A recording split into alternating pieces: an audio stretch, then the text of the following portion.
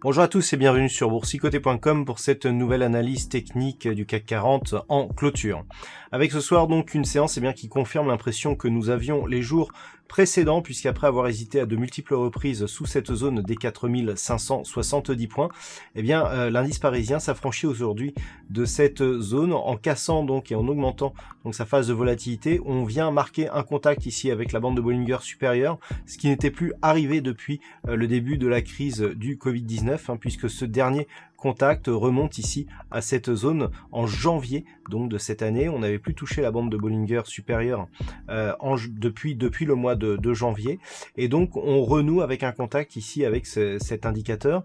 Donc c'est un signal assez intéressant et il valide donc la poursuite du rebond technique malgré ici la rupture de ce support oblique qui avait neutralisé la tendance. Du point de vue des indicateurs techniques, on reste ici sur une dynamique haussière, comme sur les deux précédentes bougies. Les histogrammes du MACD évoluent d'une manière positive. On reprend un petit peu de dynamique du côté du RSI qui reste pour l'instant dans une zone d'évolution neutre. Les volumes sont tout juste dans la moyenne, en très légère hausse par rapport à la séance de la veille et aux séances précédentes. Donc on est ici dans une configuration qui est quelque part dans la suite logique de ce que nous avions auparavant. J'attire votre attention depuis quelques jours sur le fait que l'on venait tester ici d'une manière de plus en plus agressive cette zone de résistance. Donc elle a finalement cédé.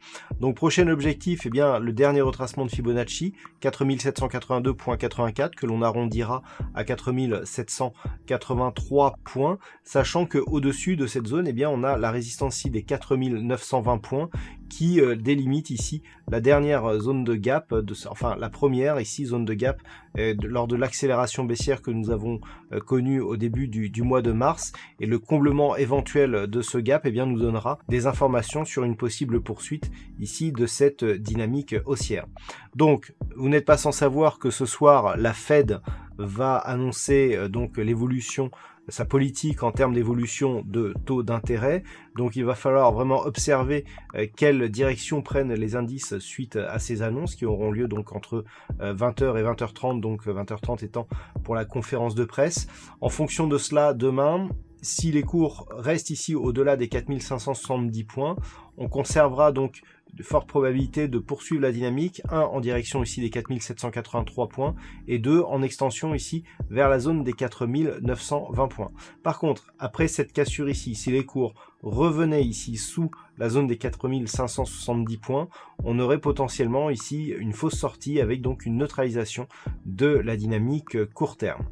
Voilà donc ce que l'on peut dire sur cette analyse technique du CAC 40 en clôture. En ce qui concerne l'étude statistique, c'est très partagé pour les jours prochains. Par contre, pour demain, on a une petite probabilité baissière qui est apparue avec une conviction qui n'est pas très forte, mais 54% de probabilité baissière à partir du niveau d'ouverture. Voilà donc pour ce point CAC 40 en clôture. Passez une bonne soirée, restez chez vous, prenez soin de vous. On se retrouve dès demain pour d'autres analyses techniques, toujours sur le site boursicoté.com.